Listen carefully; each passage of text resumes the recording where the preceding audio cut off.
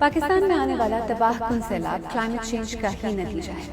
کیا اس قدرتی آفت کے اصل ذمہ دار وہ ترقی یافتہ ملک ہیں جن کا گلوبل ایمیشنز میں سب سے بڑا حصہ ہے، اور کیا یہ ملک پاکستان کو کمپنسیشن دیں گے؟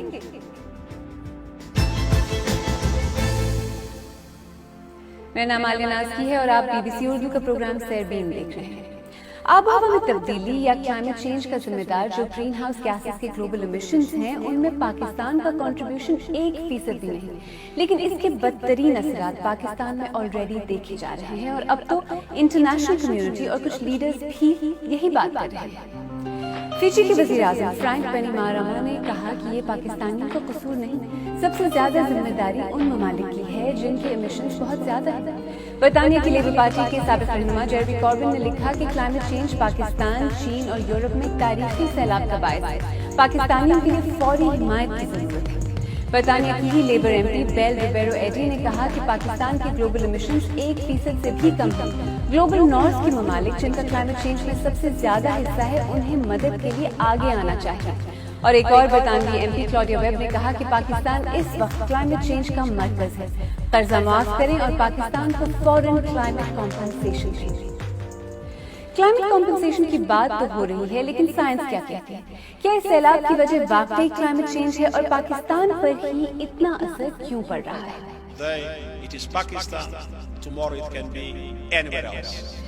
اقوام متحدہ کی دنیا کو سخت ترین وارننگ۔ ماہرین کلائمیٹ چینج کے تباہ کن نتائج کے بارے میں ایک عرصے سے خبردار کر رہے ہیں۔ دنیا کا average temperature 1.2 degree centigrade بڑھ چکا ہے، اور ماہرین کے مطابق اس میں مزید اضافہ پاکستان کے لوگوں کے لیے سزائے موت کے مترادف ہوگا۔ ملک کے جغرافیے کی وجہ سے پاکستان کو 2 ویدر سسٹمز کا سامنا ہے۔ ایل نینیو گرمی اور خشک سالی لاتا ہے، جبکہ لا نینیا مانسون لاتا ہے۔ کلائمیٹ چینج ان دونوں نظاموں میں شدت پیدا کر رہی ہے۔ اگرچہ ناردرن انڈیا کا جغرافیہ پاکستان جیسا ہی ہے، مگر کلائمیٹ چینج کی وجہ سے مانسون ہواؤں کی ڈائریکشن انڈیا کے مقابلے میں پاکستان کی طرف زیادہ ہو گئی ہے۔ پھر گلوبل وارمنگ کی وجہ سے پاکستان کے شمال مغرب میں موجود 7000 سے زیادہ گلیشیئرز بھی تیزی سے پگھل رہے ہیں۔ ان برفانی پہاڑوں کے دامن میں تقریباً 3000 جھیلیں بن چکی ہیں، جن میں سے کچھ کسی وقت بھی ایک دم سے پھٹ کر 70 لاکھ لوگوں کو متاثر کر سکتی ہیں۔ یعنی پاکستان کا اور شاید پوری دنیا کا مستقبل بھی کوئی خاص محفوظ نظر نہیں آ رہا، لیکن جو لوگ اس بار سیلاب سے متاثر ہوئے ہیں وہ تو اب تک اپنی بکھری زندگیوں کو ہی سمیٹ نہیں پائے، مستقبل کی کیا فکر ہے؟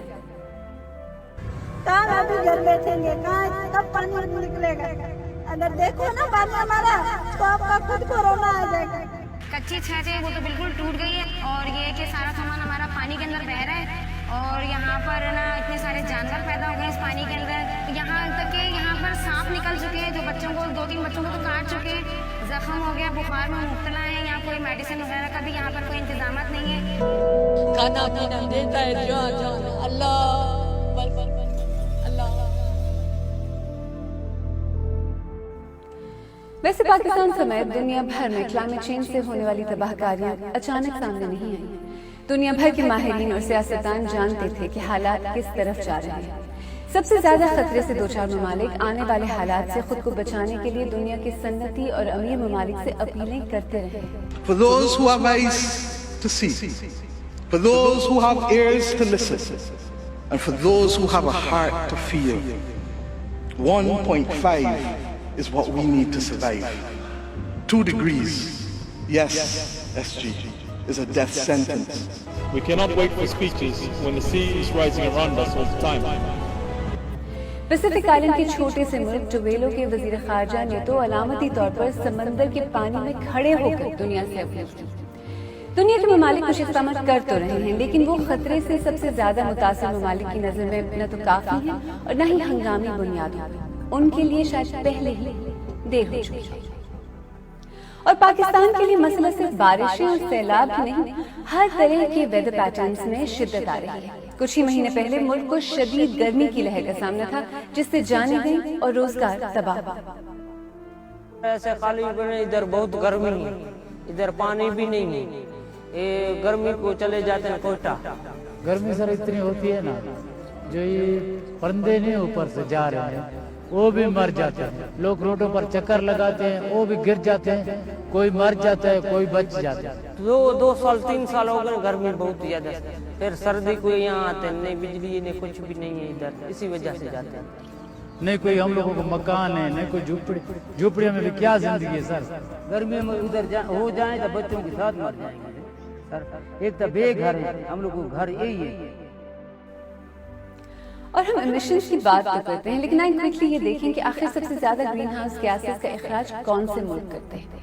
انڈسٹریلائزیشن کے بعد 1.5 ٹریلین ٹن کاربن کا اخراج ہوا ہے. اس میں امریکہ کا حصہ 25%, یورپی یونین کا 22% اور چین کا حصہ 12% ہے. اور اگر اینول کاربن ایمیشنز پر نظر ڈالیں تو اس میں چین پہلے, جبکہ امریکہ اور یورپی یونین دوسرے اور تیسرے نمبر پر ہے. پر کیپٹا یا فیکس کاربن ایمیشنز کی بات کی جائے تو اس میں گلف ممالک سب سے آگے ہیں. قطر پہلے نمبر پر ہے اور top 10 per capita carbon emission کی لسٹ میں کم سے کم 5 گلف ممالک شامل ہیں. اور جہاں تک اس بار آنے والے سیلاب کی بات ہے تو کسی حد تک ہمیں اس کی وجوہات کا اندازہ ہے. یہ بھی پتہ ہے کہ ذمہ داری کس کی ہے, لیکن سوال شاید یہ ہے کہ حکومت موجودہ کرائسس سے نمٹنے کے لیے کیا کر رہی ہے, اور ترقی یافتہ ممالک سے کمپنسیشن کے بارے میں کیا کوئی بات ہو رہی ہے.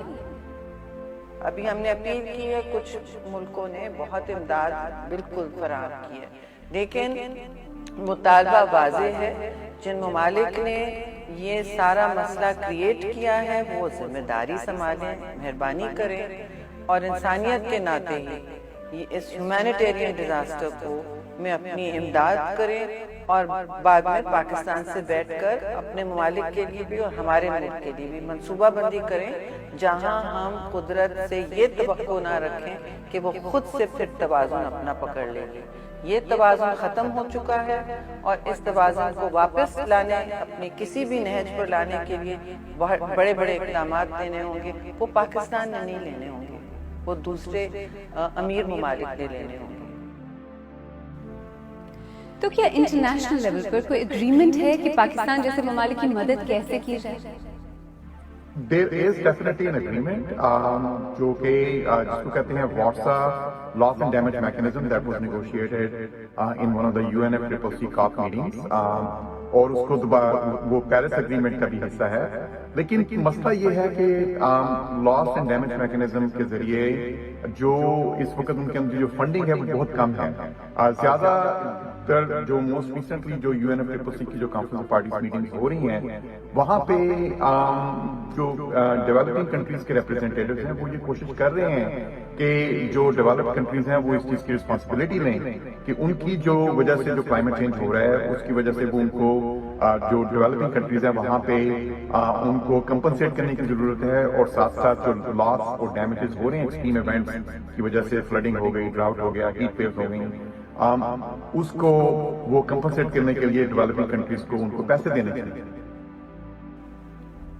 یعنی جس طرح کی صورتحال اس وقت پاکستان میں ہے, اس کے بارے میں دنیا نے سوچا ہے, ایک میکنزم بنایا بھی ہے, لیکن بظاہر کوئی اسے سیریسلی نہیں لے رہا.